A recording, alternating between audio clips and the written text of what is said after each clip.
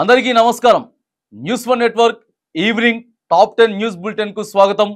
ముఖ్యాంశాలు తెలంగాణలో 8 మంది ఐఏఎస్ల బదిలీ। తెలంగాణలో 8 మంది ఐఏఎస్ అధికారులను బదిలీ చేస్తూ ప్రధాన కార్యదర్శి శాంతకుమారి ఉత్తర్వులు జారీ చేశారు। మున్సిపల్ శాఖ ఉప కార్యదర్శిగా ప్రియాంక, ఎస్సీ అభివృద్ధి శాఖ కమిషనర్ గా శ్రీదేవి, మార్కెటింగ్ శాఖ డైరెక్టర్ గా ఉదయ్ కుమార్, వాణిజ్య పనుల కమిషనర్ గా రిజ్వి, విపత్తుల నిర్వహణ సంయుక్త కార్యదర్శిగా హరీష్, హెచ్ఎండిఏ ఎండీగా చంద్రశేఖర్ రెడ్డి, మార్ఫెడ్ ఎండీగా శ్రీనివాస్ రెడ్డిలను నియమించారు। సముద్రంలో మునిగిపోతున్న వ్యక్తిని కాపాడిన పోలీసులు। బాపట్ల జిల్లాలోని సూర్యలంక బీచ్ లో అలల తాగడికి మునిగిపోతున్న అచ్యుత్ మహేష్ అనే వ్యక్తిని బాపట్ల పోలీసులు గజ ఈతగాళ్లతో కలిసి కాపాడారు।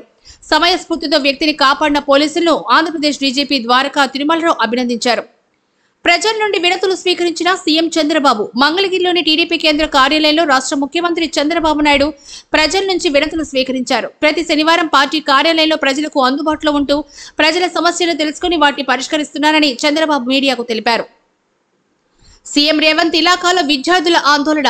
ముఖ్యమంత్రి రేవంత్ రెడ్డి సొంత నియోజకవర్గం కొడంగల్లోని కోస్గి నాచారం కేజీబీవీ పాఠశాలలో పురుగుల అన్నం పెడుతున్నారంటూ విద్యార్థినిలు ఆందోళనకు నిర్వహించారు।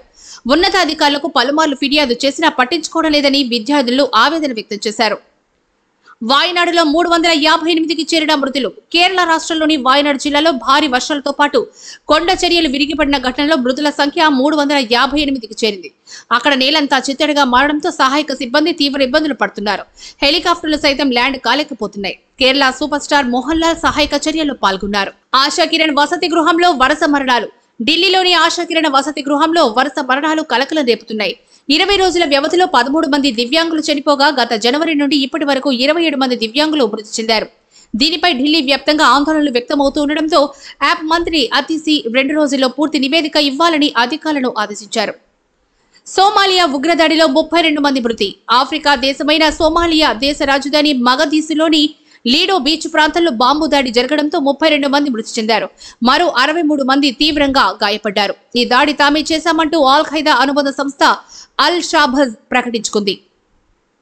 డెమోక్రటిక్ అభ్యర్థిగా కమలా హ్యారిస్। అమెరికా అధ్యక్ష బరిలో డెమోక్రటిక్ పార్టీ తమ అభ్యర్థిగా ప్రస్తుత ఉపాధ్యక్షురాలు కమలా హ్యారిస్ ను అధికారికంగా ప్రకటించింది। దీంతో రిపబ్లికన్ పార్టీ అభ్యర్థి డొనాల్డ్ ట్రంప్ తో ఆమె అధ్యక్ష బరిలో పోటీ పడనున్నారు।